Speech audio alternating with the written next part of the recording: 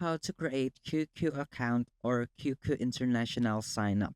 So all you have to do is just click QQ or just navigate your QQ app and just click it. And once you have this screen, just click the blue one and just click allow. Once it's done, there are two options, right? The blue one is to sign in and the white one is to sign up. Just click the white one. Now once you're in here, you should put your number in here and you should click this number plus 86 to navigate your language. Now, this is the hard one because you need a translator or another phone to translate each of these and make sure you have picked your country. So even if I pick my own keypad, as you can see, I think this is the Philippines. If this is 63, and yeah, I am correct.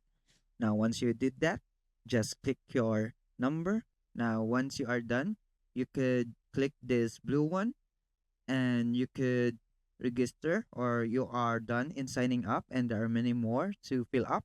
Or you could also click this below button in the white one and just translate this what is the meaning of this, and I think it is an email. So this is an option to sign up, and once you are done, just click this blue one and that's it.